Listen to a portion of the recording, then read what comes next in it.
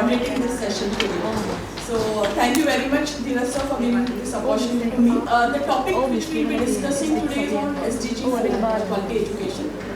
And since we all know that this 21st century is asking for certain changes. We are looking for changes around, and we all know there are 4 C's on which we are concentrating a lot. Communication, collaboration, critical thinking, creative thinking. Along with that, we are also concentrating more on citizenship and character. So we all as educators, academicians, people working in the field of in government, if you are working in government, we would also be discussing a lot about what we will be doing in developing 21st century skills, especially for our children. So, being a senior most panelist, I would ask the first question to Dr. Rashmi Tyagi. So the first question for you, ma'am, is what do you think we should do in developing the 21st century skills in our children, worldwide? Not only the South Asian, but worldwide, we need to develop 21st century skills in our children. So what do you suggest we should do in this area? Thank you very much for this question, which is the need of the time.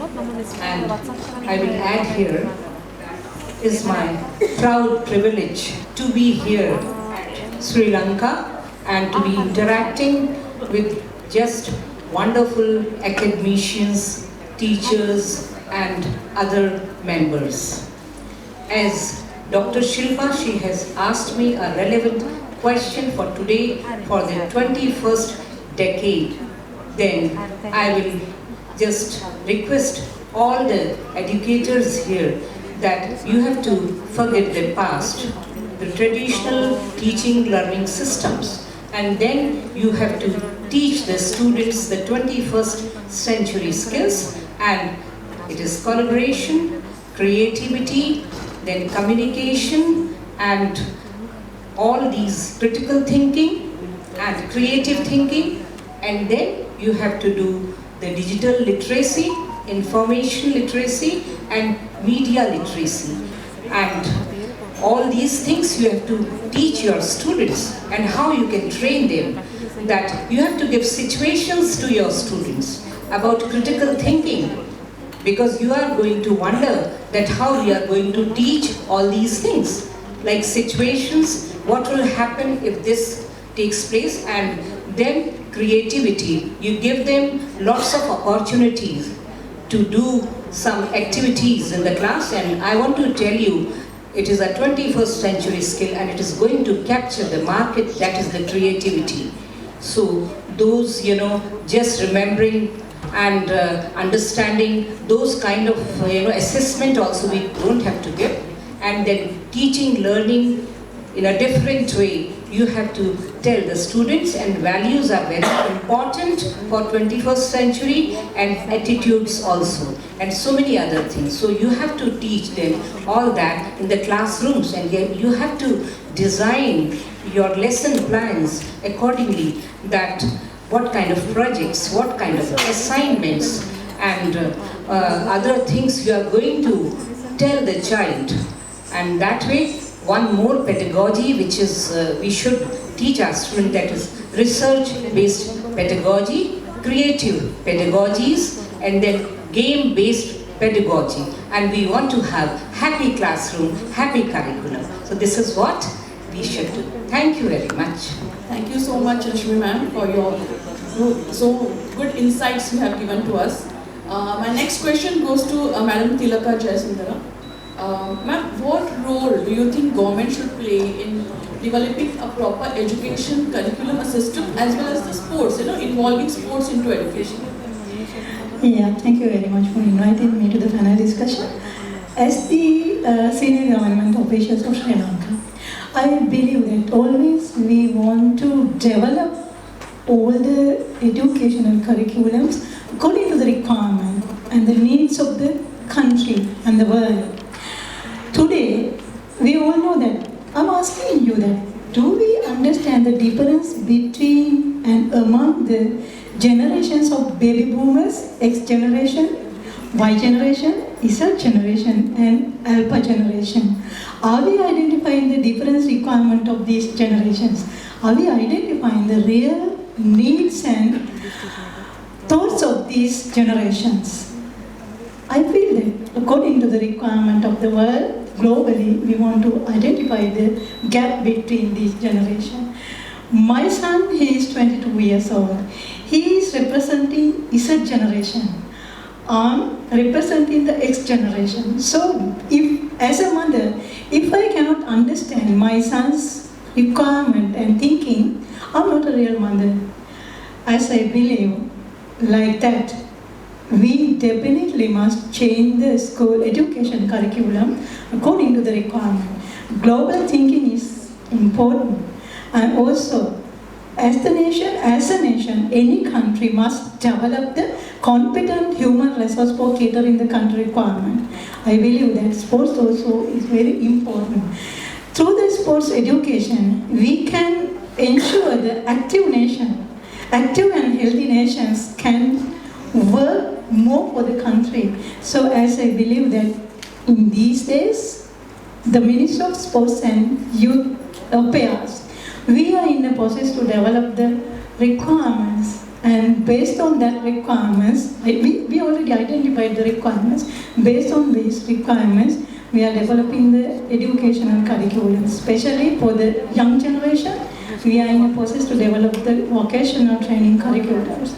Based on that, globally, especially this forum, I really appreciate that you are always catering to look after the early childhood care and development. Ensuring the early childhood development, we have to identify the alpha generation requirement. So, alpha generation may think globally, they will act globally. They will consider that they don't have the boundaries in this world. So without the boundaries, how we want to develop those generations for the future? That kind of thinking we must have. As the senior government officials, I feel that this is very interesting forum. I really appreciate and enjoy this forum. Today I feel that I came to cater into the future generation of this world. So I believe that we definitely must consider on that. At the end, I like to take this opportunity to thank your organization, Bangladesh, Sri Lanka, India. Thank you very much for organizing this wonderful summit. This is a big eye-opener for all the countries and all the officials and all the developers, and all expertise are here to consider together to develop our early childhood and the education for future generation. Thank you. Thank you so much, ma'am. And I reiterate the fact that along with India, Sri Lanka is also going to be the youngest nation in the whole world soon. And as I told yesterday, we all the entire globe, the entire world is looking forward for countries like us to provide a good human resource to everyone. So I think, ma'am, you all are rightly working towards achieving those goals. Now my next question is to Ms. Dr. Shagarika Bhatia, because she is also working into the same lines, for sports development and everything. So I would like to ask you, Shagarika ma'am, what is your idea about the SDG 4 with respect to sports, and also in the context of Indian economy? Yeah. So currently SDG 4 of course speaks about education, about empowering learners, but at the same time it also speaks about mental health and wellness of the learners. And mental health of wellness of the learners, which is of prime importance, especially in times wherein it's a VUCA world and the life of children, sometime back we told the children not to get into the mobile phones, and now they've all moved to mobile phones. So this is actually having an impact, and now realizing this, to take care of the mental health of the children and the overall development, sports is an integral part. And the government has also considered this, and as a result of which now NEP 2020 in India also is changing the curriculum. They are having subjects like physical education and wellness, happiness curriculum and all of this. So with respect to sportsmen, it is important that the existing curriculum, we tweak it a little bit. If it is tweaked a little bit, we can bring it down to the level of sportsmen, because for sportsmen, actually for them, education is not priority. They want to be more into sports. So as a result of which, we need to bring it down to their level. To bring it down to their level, we really need to lower the level of classroom transaction and and the curriculum that is required, we just need to deliver that much to ensure that the basic education is taken care of, and thereafter we give them subjects that would really make them more employable, because as you know that sportsmen, their life in sports is very limited, maybe for 30 to 32 years, that's it, they are on the field, and thereafter maybe they could be more employable if they are taught if vocational guidance is given to them, and then they can become coaches, they can become managers of the team, they can become groundsmen, they can also be physiotherapists, and they can be trainers in the gym, so that everyone is employed with respect to their dream and passion, which is sports. And now in India we are really working hard, because we've seen small countries like Venezuela, Croatia also doing very well in Olympics. So in India now, Khelo India Khelo has come up, and this is something that is bringing, which is highlighting sports in India, and we all are now looking into a good education, a good curriculum being developed for sportsmen in India, so that we also have good representation from India in coming years in the Olympics, and also with respect to football and hockey and tennis and all other board games as well. That is chess and kho-kho and kabaddi and things like this. So there's lots happening in India with respect to sports. So we've come down to the curriculum and school level, and work is in progress for it. Thank you very much. Yeah, thank you, Dr. Sadik. And I also would like to tell you that we have developed MBA in Sports Management now. Yes, there is MBA in Sports from Management. grade 9 onwards. Oh, from grade 9 Yes, one. and it is in collaboration with Armenian government. So I'm part of this particular program. So I know about it, and we are encouraging students from grade 9 to take part in such programs. And we need good sports managers also, along with sportsmen. We also need sports managers. So thank you so much for this answer. Now my next question goes to Dr. Vijay Singha, Director General of NITA. So I would like to ask you that the skill education. Yesterday you spoke a lot about knowledge and skill, and the pandemic has very well showed us that only on base of knowledge you are not going to earn a living. We also need to learn some skills. And if you see the current statistics, I'll just tell you the statistics of India versus South Korea. We have just 2% of Indians who are skilled in some or the other type of skill, whereas in South Korea it's 64% of the population who are skilled in some or the other vocation. So you as the Director General of NITA, sir, what type of program do you suggest for Sri Lanka and other South Asian countries to develop the skills, the skill percentage of skill learning in our countries? Yeah. Okay. First, I will thank you for inviting me to share my ideas with this forum. First, I would like to explain first. Now, we are now talking about the SDG goals. So, quality education is your mandate. So, as he told, compare the India and South Africa, so very huge difference. Sure, yes, because I know I've been in Korea 5 years, so I know their skills very well. Because first I explain what is the reason, like South Korea very in higher level, why not we are in low level, the skill education. So in South Korea, actually, they mainly focus skills, not the theoretical. Theoretical class also they do in their education system, but they are more concerned about the skill. For example, the South Korea, they always try to adapt the technology rather than they develop the technology. They are very copycats, very good copycats. Actually, the copycats is not true. Actually, when we know that, we just laugh, but actually real thing is that. Because there is, before come to the innovation age, first we have to do the copy. Okay?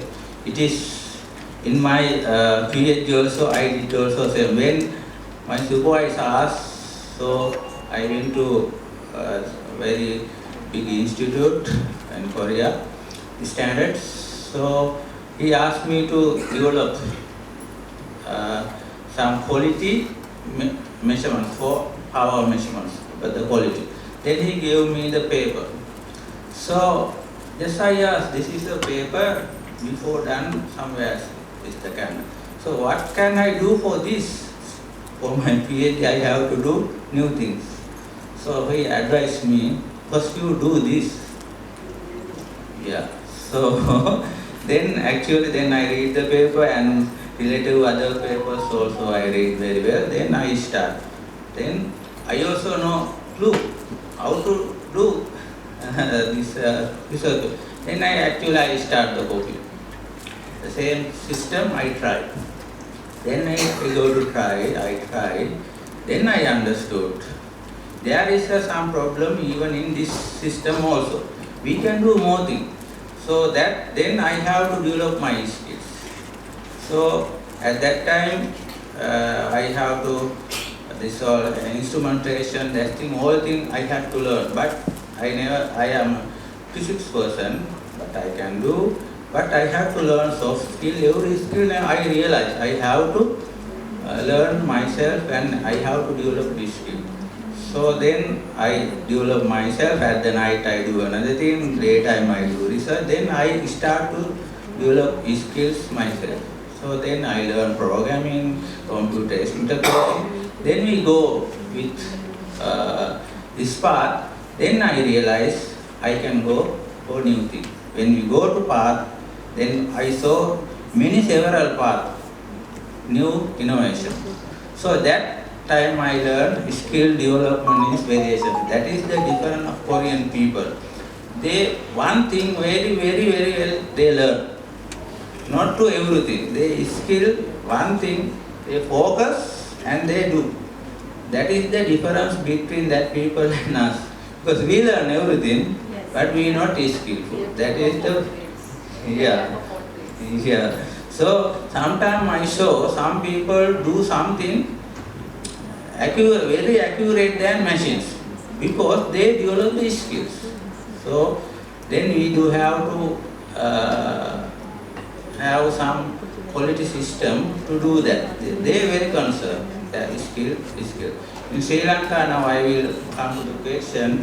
Actually we also have to, as an ITA, we also have to develop skill education, vocational education.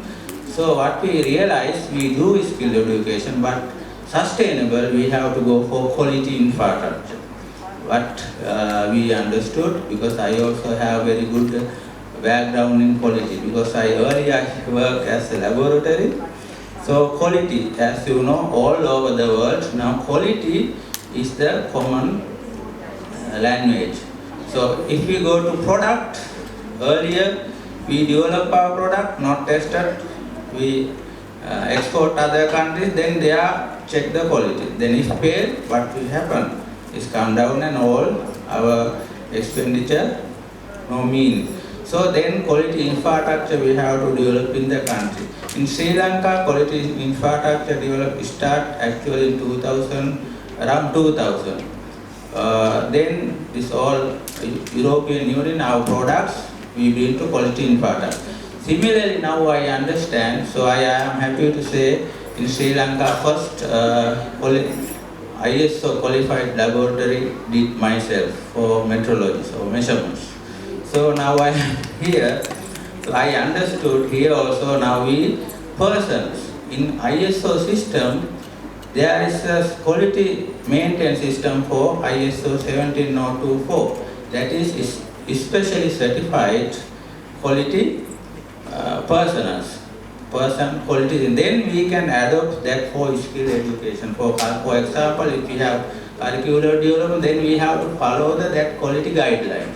So it's best practice to be, if we can adopt even in childhood, curriculum we development, some others we development, everything if we can follow ISO guidelines for quality certification, then all over the world same, even Sri Lanka, India, no matter. If we adopt that quality system ISO 24, then everybody same.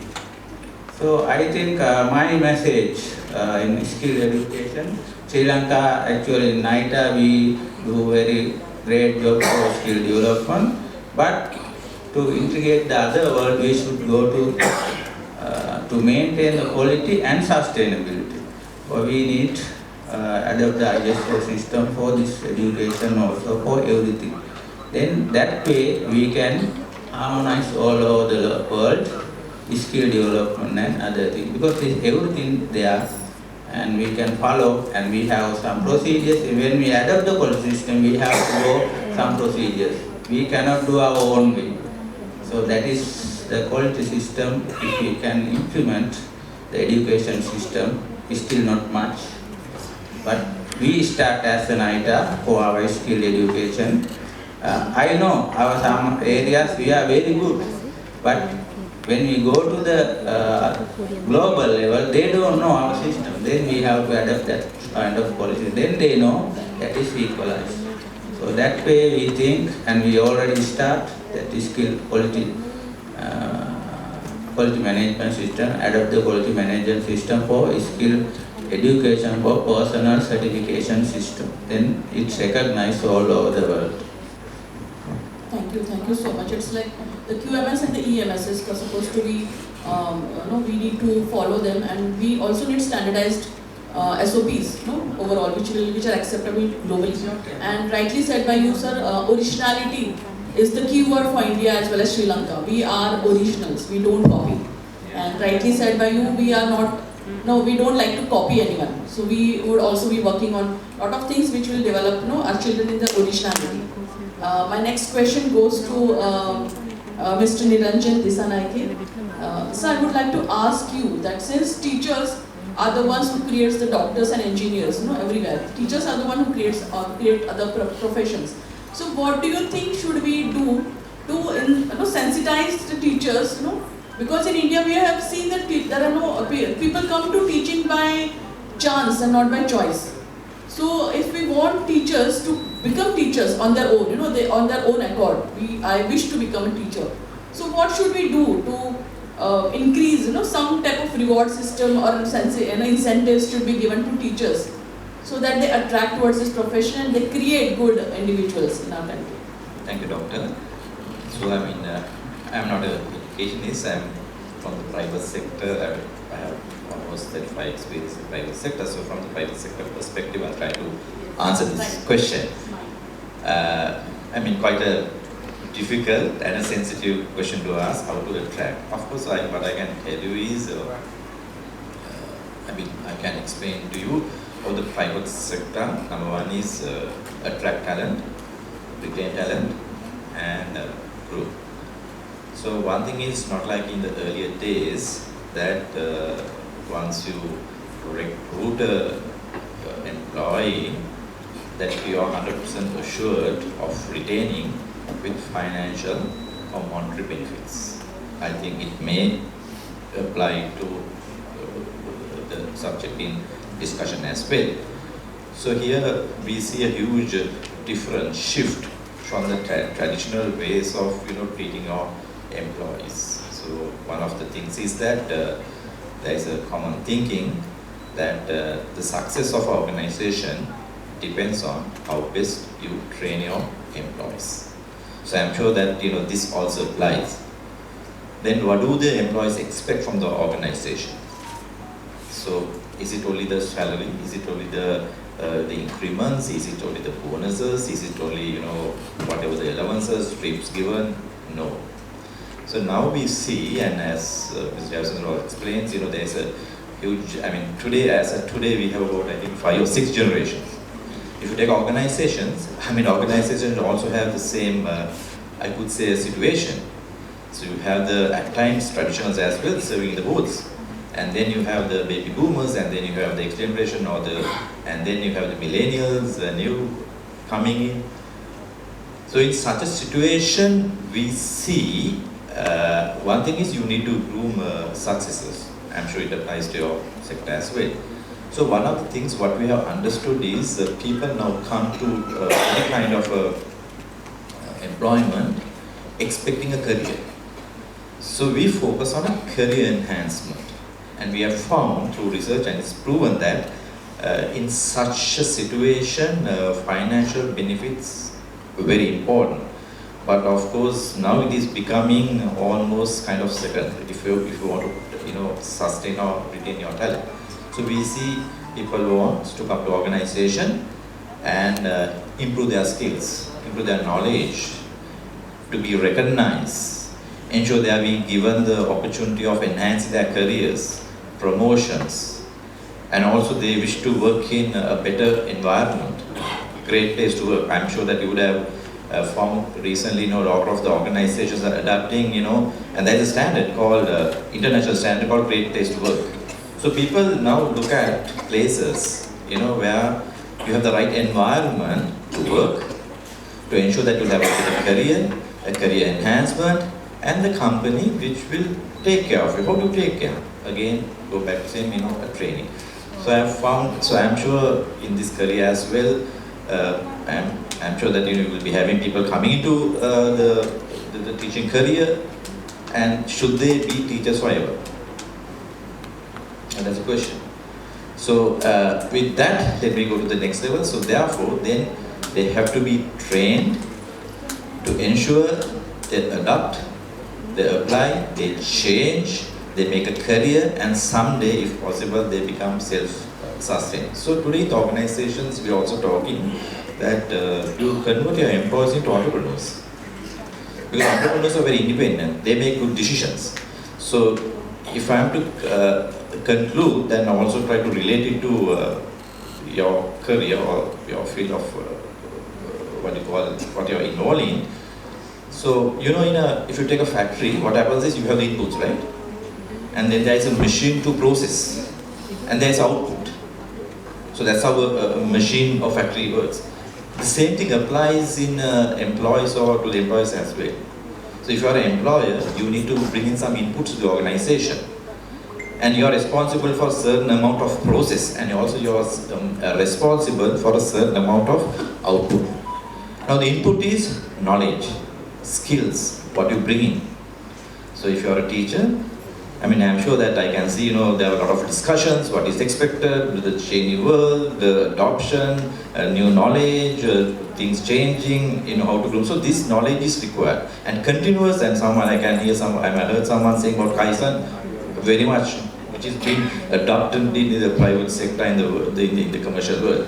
So you bring in, so knowledge is the input. And then the process. What is the process? Problem solving. So you bring in knowledge, and how you apply knowledge is in a machine always, machine, even though, machine is being said, you will have some kind of issue. So even when you're managing, when you're teaching, always there'll be problems. So problem solving is very, very important. So for problem solving, you need to bring in that knowledge, skill, adoption, experience. So then it's experience-based second. And what is the output? Very important. I think it will be very much important to the private sector than the vocation you're involved in or the career you're involved in. Accountability. So finally you bring in input, you process, you solve the problem, and finally you have to be responsible. So responsibility is the output. So now here I can see a lot of discussion on how to adopt, how to develop new syllabuses, how to maybe think of new ways of teaching. So finally everything depends on what is the output. So output is the most important thing, because that's what the consumer buys, whether it's a service or whether it's a product. Finally, if you need to go to the market, if you need to go to the consumer, it's the output. For a company, in a commercial world, you will say it's a product, services, profit and quality, how do you delight the consumers. But of course, in the teaching world also, I'm sure it's how best you develop the right students. I hope I answered your question. Yes, sir. Thank you so much. And since you are from the private sector, I think we need to start internships for our students at an early age. That's, I think we are also trying to do the same, by involving students into early internship programs. The NEP says that, the new education policy of India.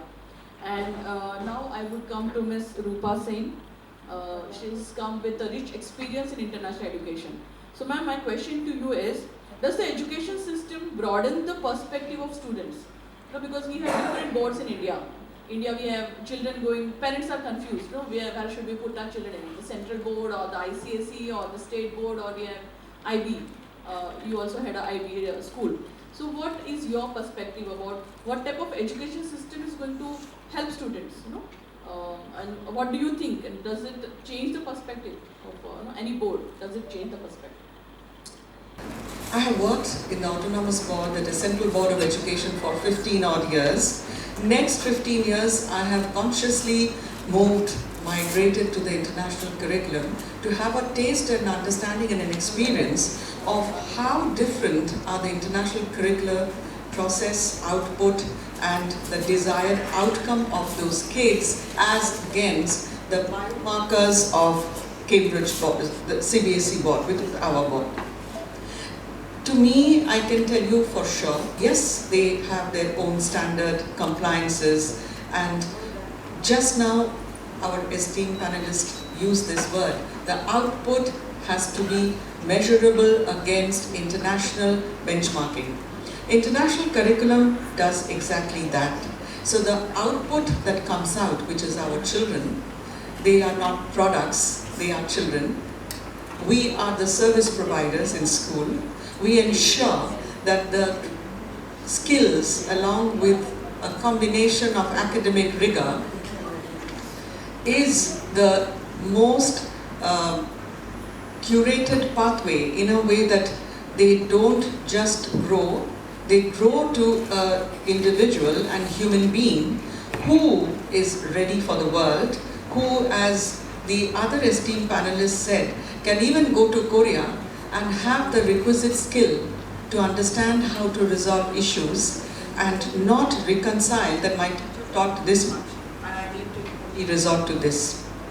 This is the biggest difference I found, and I have headed 3 schools and 1 CBSE school, and I see a major difference. It does let you shift your mind.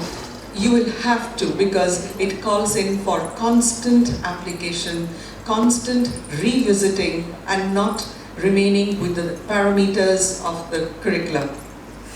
That's number 1. Number 2, with this, it becomes a, first of all, we set a habit. The habit then becomes a practice. Now today, my brain, if you ask me to come back to a CBSE curriculum, I will be really at a challenge, because my brain has got into a practice which is difficult for me to immediately take a switch mode and come back to the CBSE curriculum. Remember that no curriculum is bad or good. It's a way that we change the mind of our little ones. The generation that's coming out today are expecting a whole new shift in your mindset. So those who are sitting in front of me, 30 years ago I was like you. I started my career, and as a young teacher I wondered what to do with these wandering stars. I didn't know, because we had a guided pathway. And with that guided pathway, of course, my curious brain will never let me sit. I tried to bring about things that other teachers didn't do. And it was a forward-thinking approach, which I wasn't quite sure that if people are accepting that. I found that I got a validation when I moved to the international curriculum, because there you cannot use, we have something called, the guidance and curricular direction. We do not have the way how to teach. What to teach is given, but how to teach is absolutely the teacher's choice. And when I give you that choice, for example, the teacher who had directed the Fox story yesterday, let me come back to what you did yesterday. It was a fantastic creation of your brain, your innovative mind, because you had very little prop and you had very little time to come up with what you wanted to depict to an international gathering who do not understand your language. So in international curriculum exactly talks about things where language is not the language either of English, it's a language of the human mind. Expression can be done through the body, through emotion, and through our social skills. And they did it so wonderfully. It's a part of that journey that I am involved and engaged into. And today I call myself as a IB practitioner, because I can't say that I've learnt it all. It's an ever-changing, ever-learning education where today, sitting here 2022, tomorrow 2023 may enfold something completely new. I have to learn and immediately adapt. So the two things that we have to do as an IB practitioner, adapt, learn, move on. So we adapt something, we learn something, and again we have to unlearn to move on because that became obsolete. So you see, that's the difference in the curriculum. Now, therefore, I would not like to label as government curriculum wrong or an autonomous board like us is not the appropriate. It all depends on our human mind. How do we train ourselves, unlearn to learn ourselves, and then how do we impact our little fellows, the twinkling stars who come to your class with your creativity. I think that's the difference. Thank you so much. Right, very right. And I think that is the takeaway from this panel discussion, that change is the only constant. Yes. We all need to change. To have, to enhance the quality education, we need to all change. And there really requires a paradigm shift in the entire system, the education system of our countries especially. And I think today's panel we got a lot of enrichment from everyone. Because we have all different people from different areas here, and we are really energized. I think we must have empowered the teachers sitting here through the enlightened messages given to us all by the panel. Thank you so much, everyone, for the messages you have already. Thank you. Thank you for your moderation.